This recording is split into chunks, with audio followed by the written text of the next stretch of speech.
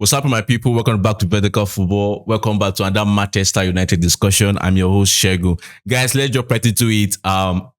Manchester United midfield is a point of concern. I think it's a major point of concern currently, apart from even the goalkeeper. And even when we looked at the Arsenal game, we analyzed that, Arsenal set up the way they pressed in the mid block was just to exploit our weaknesses in the midfield. Was to say, okay, let them build up and then we can maybe, win the ball in the midfield. But I think they didn't do that well. But for teams to set up that way, it means our midfield deficiencies, especially when we're using Casemiro in the midfield, is beginning to be clear to a lot of teams, as we clear to a lot of fans. So, guys, I think a lot of names have been thrown around after the fact that Brighton is asking for a big amount for Carlos Baleba, which, in all respects, is the perfect situation for this summer, really. It's a perfect situation. It doesn't solve every issue of Manchester United midfield. We have to be very honest ourselves, but he improves the midfield very, very well because he's a natural talent. You don't need to take too much time to watch Baleba to analyze what he brings to the team, to analyze his potential, to analyze that this guy has a very high ceiling. And I don't really blame, looking at what Brighton is all about, I don't really blame them for the fact that they are demanding that high, because I think every person understands that there's the potential and a high ceiling in this amazing player. So, guys, a lot of names have been turned around, and I feel that the way we go about identifying players for our club, I feel many times we don't do it the right way. In my opinion, I might be wrong, but in my opinion, in the sense of, we just see a player, this player is good, let's bring him to Manchester United. I think that's the wrong way to go about it. I think the right way we should go about it is, what do we need? Can we be clear about what we need? When we know exactly what we need, because we need a lot of things in our midfield, but what are the primary things we need in our midfield for this summer? What are the most urgent things we need? When we define what we need urgently, then we can look among the players that are out there, which player offers us the best solution aside Carlos Baleba that can solve our primary need. Now, what is the primary need of Manchester United midfield? We need a lot of things. But I think I have to try, in my opinion, to debunk something. A box-to-box midfielder is not a primary need for Manchester United. I don't know. I don't know. A box-to-box midfielder, it's not a primary need for Manchester United. Yes, it's a need, but it's not a primary need. Why is it not a primary need? You might say, why is the guy saying, why is it not a primary need? When you have a number 10 in person of Matheus Cunha, who obviously in Arsenal, as we've said earlier, even before the Arsenal game, has the ability to take the ball from deep and drive forward, right? It's one of his primary qualities. When you have even the likes of Mbeumo, which on a good day can take the ball, turn, which is so sometimes in the Arsenal game, turn and push forward. When you have a Bruno Fernandes, who his primary tendency is still to push forward, what then are you looking for a box-to-box midfielder for as primary need? You have your 2 10s, you have your number 8, having the tendency to push forward. Why are you looking for a box-to-box midfielder? It's not that it's bad to have a box-to-box midfielder, but it's not a primary need. What we need, primarily, first of all, is a midfielder that can screen and act as a shield to the back three. That can act as a shield to the back three. That's what we need. So I think we need to define what exactly we want. Because when you say box-to-box, people say, we need a box-to-box midfielder. No, we do not need it. Like, that's important. We need someone that can shoot, someone that can act as the anchor man, that can be like, you guys do what you want to do in front. Let me be at the back. Let me be the composer. Let me be the controller that just makes everything tick. That's what we need, primarily. Now, I feel, I looked at it and I was like, if I was to write out 3 qualities that I would want a Manchester United midfielder that we're going to sign this summer to have, these are the 3 qualities I believe are most important. To me, 3 qualities I believe are most important. Because I know we're looking at it's only one midfielder we are going to sign if we ever sign at all. But these are the 3 qualities. First one is, we need a midfielder that has ball recoveries and that has the ability to read the opposition's game and intercept passes. We need that. Interceptions and ball recoveries. We need that. I know we have Casemiro, I know we have Ugarte, but you will agree that these guys, although they have the qualities, but they don't bring it to play. For example, Ugarte does it once in a blue moon, and that once in a blue moon really is truly once in a blue moon. It's not every time you can expect him to do it. So we need, first of all, we need someone that has an ability to a massive rates of ball recoveries, an ability to read the opposition play and attack the spaces and intercept the ball. We need that. First one. Secondly, I believe we need a high volume passer. We need somebody that really is intelligent on the ball, has a very good, has a very good control of the ball, and someone that has a range of passes. Long, short, medium passes. Passes meant for different use. Passes meant to draw the opposition out of space. Passes meant to control the game. We need someone that just makes us tick, and not by physique. Not by physique. Even though I know physique, yes, definitely is the Premier League. You want, a physical person, someone that at least, if going great stuff against tougher teams like the likes of Everton, you want someone that has that physique, physique to put through. But you want someone that uses the passes to control game. We want someone that just knows how to make us tick. Someone that knows when to play it fast, play it short. I've said it many times, we need someone like this. Thirdly, the third point is that we want someone who can detect the game. Someone who, by mere viewing the game, you can know who is detecting this game. You can know as if someone that understands the game, can just know that this is the person that is just everything in this game is dependent on this person. I know, yes, these are three very, very tough qualities to have in one player, but I believe this is what we need. We need to be able to have someone that can intercept the ball. We need to be able to have someone that, can control the game. That you can see and say, this person can control the game. We need a high volume passer. I feel, as I said earlier, box to box is not really what we need. Everybody, if everybody they do push forward, who one day back? And funny enough, our criticism of Ugarte, criticism of Casemiro is not that they're not pushing forward. It's not necessarily that they're not pushing forward. Our criticism of them is their choice of passes, their ball interceptions, their composure on the ball, and this is what we need primarily. Yeah, a box-to-box midfielder is a next step for us to get, but it's not what we need primarily. So I think that is out of the way. Now, I think 4 players that I did an analysis of them, and I looked at, okay, these are the 4 players that are in the media space now. People are talking about them. So I did an analysis of them, and I want to quickly let us go through them and say, okay, what do they bring? And do they fit into these 3 important qualities that we want a Manchester United midfielder that we're going to buy this summer to have? So I went through, first of all, Wharton from Crystal Palace. I went through Aguome from Sevilla. I went through Hjulmand from Sporting CP. And I went through Tanaka from Leeds United. So guys, let's go. I will start from Wharton. Wharton, as his name has been in the media space for quite a while. And I feel already Premier League proven, already what he does in the Premier League, I feel you are pleased that you have someone that you can actually watch and analyze. Because when you look at the other people that are there, apart from maybe Tanaka that Championship and now in the Premier League, which also we saw the game against, I think that was the game against Everton, if I'm not mistaken. So the game against Everton, you saw the performance there. But when you look at Wharton, you see someone that I can analyze this guy based on the Premier League. I think that's always a good thing when you want to analyze players, that this player I can analyze him based on the Premier League. I feel obviously when you look at Wharton's game, something just pops up to you. Is this guy is a natural passer of the ball. So it fits one of what we want. It's a natural passer of the ball. This one is a natural ability of ease. He's a very good passer of the ball. Very, very good passer of the ball. And I feel that's a quality that puts him in good stead of Manchester United. And I think another thing about Wharton is he intercepts the ball. Yeah, I know the stats do not actually show what we see, because when you analyze him and then you look at the stats, like the rate of his interception is very, very low based on the stats in comparison to other midfielders. But you can see this guy intercepts the ball.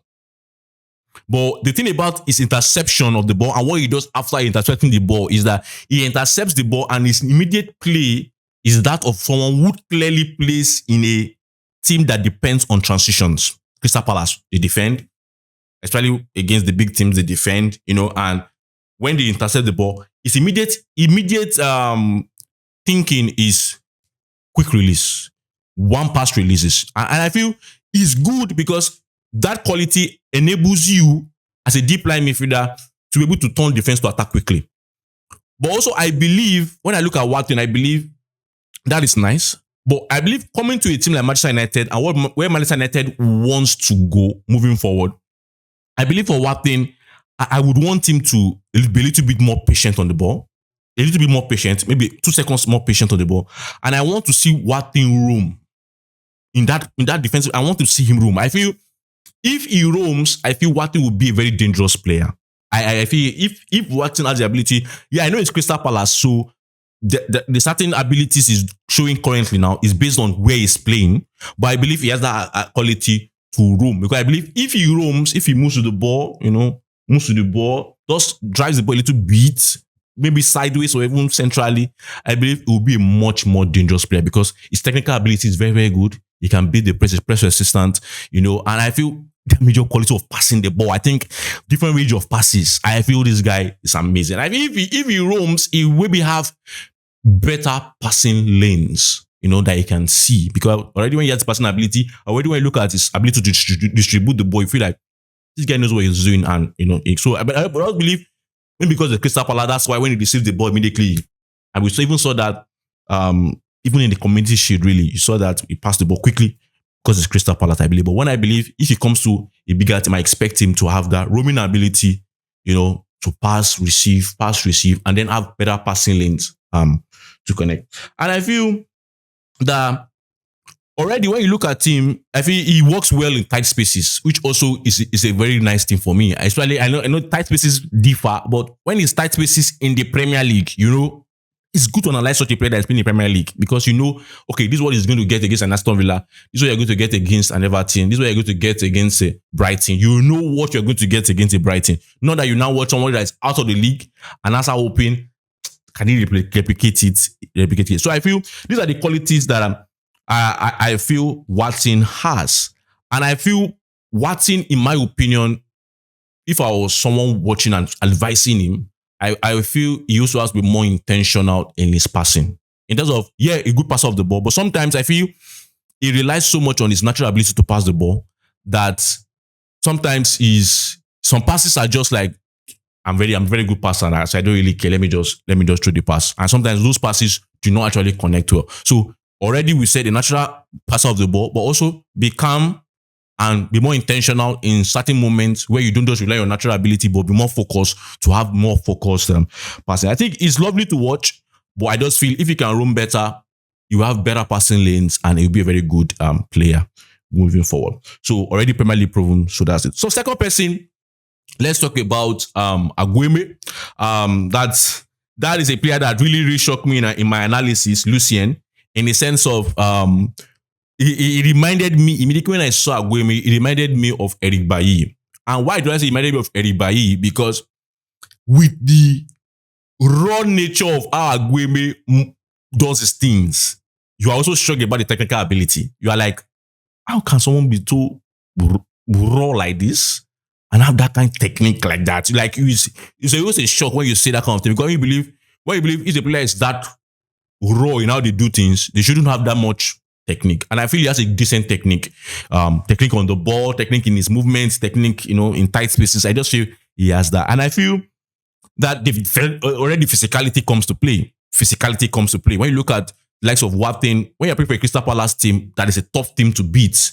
You already know that, okay, Wharton defensively, they know how to set up. He's a very good player in the setup. But when you look at Aguome, you feel like the physicality is obviously one of the things that shocks you, and the technicality of him, like, I can't connect this. How is raw and everything. So I feel he's very, very physical player. He has the push to move forward. So I feel what we're just telling that is the right moment to push forward. And against the right match dynamics for him. Okay, this is the right time to push forward. Okay, we've pinned our position back. Now you can push forward. And I also like the fact that not just centrally, you can also push forward from the side. I feel it's a plus, really. It's a plus, but also I think it's dependent on the formation that they use. Because I think they use a 4-3-3 at Sevilla. So, and it's always like maybe at the sides. So he has good technique, as I said earlier, good passing range. I feel the passing range is shocking, as I said earlier. The technique, the passing range is shocking. How can a player that's this raw have that passing range? And I think he's a warrior. I think he's one of the players that if it was Jose Mourinho in our team as the manager, I feel we might just go for Aguome. I'm here 35 million. I don't think it's a bad risk for someone that physical. I believe he will perform in the Premier League. I have just that feeling he will perform because he's a warrior, he's a beast, and he has good interception of the ball. So these are the things I believe he has the qualities that I want. Yeah, he can control the game. I believe Wharton can control the game better because of I said if he begins to roam, he can have that much control on the game and he can dictate the game because he has also the composure. That's Wharton. But I feel Aguome is just. I need a hard worker. I need someone that is just going to work for me in the midfield. Someone that is just going to bulldoze everything in the midfield. Then I feel Aguome really will be a good bet. Really a good bet. Physicality, good technique. I feel his technique, in my opinion, is far better than even Manuel Ugarte. Really. And I feel that work rate, I think we need it. That warrior mindset, we need it. Yes, is Aguome going to be a first team player for Manchester United going forward in where we are going to? I don't think so, but I think Aguome will be a player that you need in your squad. It's a player you need in your squad. And I feel if it's worth 35 million, I feel negotiate it down to maybe 30, and I feel you should go for him. For me, if I was manager, I'll take it that. I feel he's the least risk here, in my opinion. In the four I analyzed, I feel Aguome is the least risk. I like what I see. And yeah, I know, yes, moving forward, it might not be a starting 11 for me, but sometimes, depending on how I want to set up against maybe a big team or maybe a physical team, I can say, oh, Aguome, I want you to play. So guys, let's move on to the third person, which is Hjulmand. I have to say, it's difficult analyzing players that are not playing in the Premier League. And when they are also not playing in a top league like Portuguese league, I feel because the stats will show you that everything is going well. But when you look at the eye test, you're like, can this work? First thing that popped up for me in Hjulmand is, first of all, he doesn't have the guile. You know, what they call guile, the movement. You know, when I analyze Tanaka, you will see that Tanaka has that movement. And for me, I'm skeptical of players that, or defensive midfielders, in my opinion, that cannot twist and turn easily.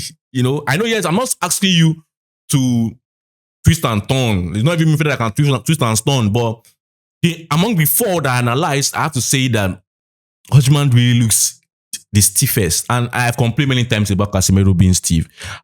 Because tight spaces, quick movements, quick turning, you want that in your team. There's just something that brings, you know, ability to change direction, ability to you know, to shield the ball from the running defender. You just want that. And I feel Hjulmand looks the stiffest. He doesn't have that guile. I feel even the way he presses the ball, you know, I feel other players that we analyze, at least earlier, that's the likes of Wharton and Aguome. In as much as they attack the player head on, they are also good in reading spaces. I think when I watch Hjulmand, all I'm seeing for most part is direct front foot pressing of the player. And I feel, can you do that in the Premier League? That's my first question. You know, because he's not someone that particularly appears to me like that has that much speed. And it's not someone to me that particularly has that mobility. For me, the way I see it, and I'm like, can you do this in the Premier League? So I think for me, Hjulmand is a question mark for me. Hjulmand is a question mark for me because I'm asking, yes, I see what you're doing in CP. I've seen the stats, everything looks very, very well in terms of your ball recovery, in terms of your possession, in terms of your passing. I see this, but can you do this in the Premier League? Now, talking about his passing, I feel his passing, there's something about the passing that takes me off. In the sense of, the passing is not, you know, there are different kind of way midfielders passes the ball. And the best way to pass the ball to the sides is that you pass the ball in front where the left back or the full back meets the ball. That's the best way. So it's very easy. You're passing into the direction where they meet the ball. And I feel when you look at passing of Hjulmand's passing, a lot of the time he passes the ball, the right back or left back have to wait the ball meets them. They have to wait to meet the ball comes to meet them. It's not a ball that is coming in front. So I feel that technique of passing the ball is not something I like particularly. I want someone that plays it into space that the person meets the ball, not someone that tries to place it directly to the player and even the ball has a little bit of a backward bend in a way that the player has to now wait to receive the ball. I feel it cues attack. You play the ball into space, especially when there is a defender running. So and I think obviously its clearances are not good. I have to be very honest in the terms of when they come from the side and he wants to clear the ball. Sometimes he clearances are not good. I'm not really a fan of what I see in Hjulmand, even though I know he's a former Ruben Amorim player. I feel Amorim knows better what he offers. But for me, as someone looking at him from the outside, yeah, I see the start. I see what he does in Sporting CP. But my question mark is, can he replace that in the Premier League? And, can he work really? Can he work really for Manchester United? So for me, I have given my opinion on Morten Hjulmand. Now let's go to the last person, which is Tanaka. I've had a lot of talk about Tanaka, especially after the Premier League match against Everton, where people were saying, "Oh, Tanaka, fantastic." And I was like, okay, let me look at Tanaka. And first thing that shows me about Tanaka, as I said, first of all, is the guile, the movement. Yeah, I know his height really helps him to be able to have that low set of gravity to do what he does. And I feel Tanaka has too much technical ability for what he does on the pitch, is my opinion. In the sense of Tanaka, I see the technical ability of Tanaka. I don't like the way he accelerates too much. For me, I'm like, like, calm me down. Just calm me down.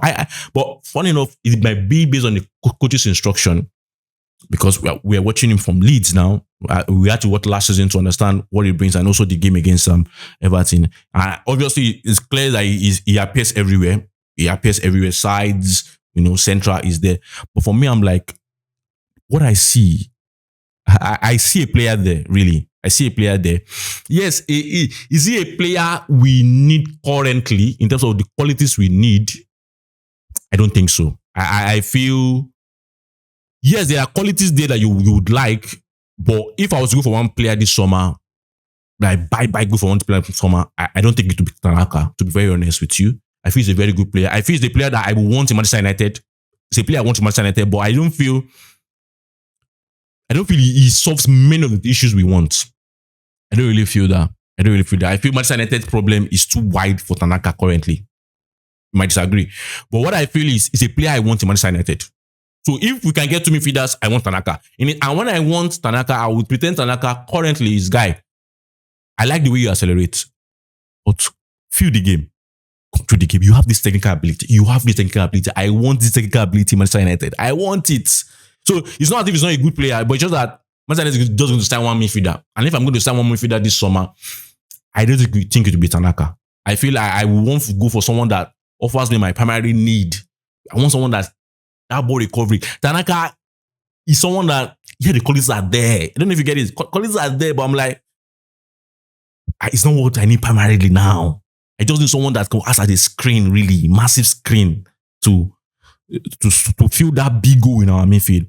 But obviously, I have to say, fantastic player. He's a player that I believe the ceiling is high for him. I really believe it. And I feel he's a player that Manchester United should be looking at. I feel maybe not this summer, but look at the way he does in the Premier League. Look at the way he does this season in the Premier League. And I can quickly go for him. Start negotiations by January, if I'm to be honest. And I feel, but if you have the money to go for two players, I feel you should get him quickly before other teams like Brighton or whoever goes for him. I feel he has that quality. His passing is good to see also, but I just feel he accelerates too much. Calm down.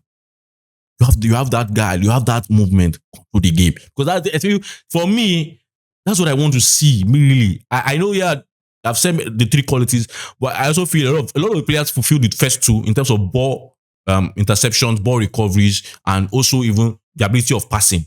But I feel control. We need control in Manchester United. And I keep saying we need control. We need someone that can actually control the game and let the game be on our terms. let the game be on our terms. And I feel Tanaka is a fantastic player. I just feel he has power, he has guile, he has the technique, good passer of the ball, the potential is very, very massive. But I feel there's this all round everywhere. I don't think that's the best way to use such a player. In my opinion, I feel I want him to be calm. Yeah, sometimes you can charge, but most times calm and then move. I mean, it would be a very good thing, really, to have Tanaka do that thing, because I really feel there's a player that comes to mind when I watch Tanaka. I do like comparing players to players, really, but there's a player that comes to mind when I see Tanaka. I'm very, very happy when I see such a player. But I just feel Manchester United, it's in your ball court. So for me, now I've analyzed this for midfielders about what I feel they've been to the club.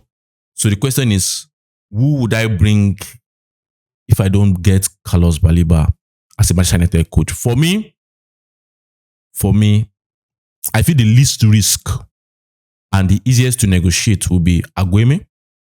And I feel it would be nice. As I said earlier, Aguome, I don't see Aguome becoming a starter for Manchester United in the long run, but I feel it's very good to be a very, very effective squad player, in my opinion.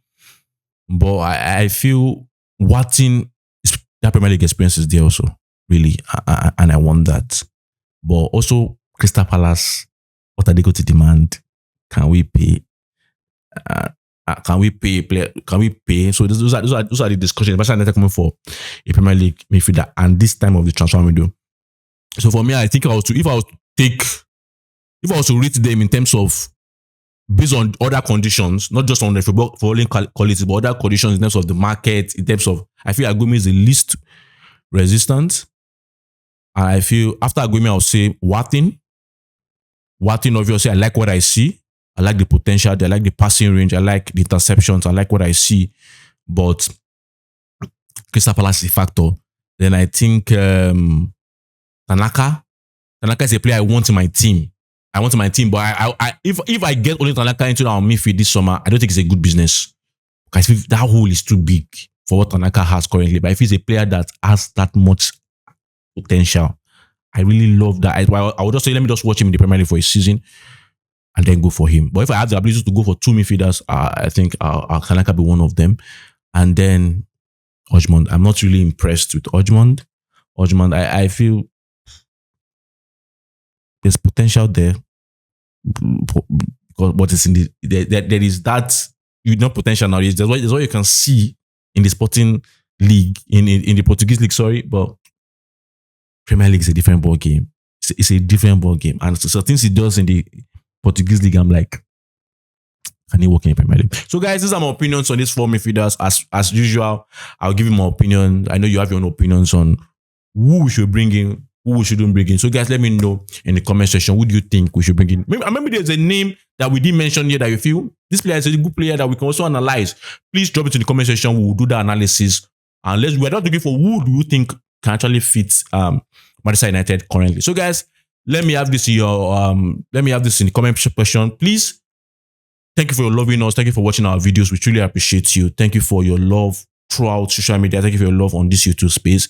Please, if you're just joining us for the first time and you have not subscribed, or you've been watching us and you have not subscribed, please subscribe, please like, please share this video to your fellow fans, because we will give you a lot more analysis. Until I see you next time. Bye.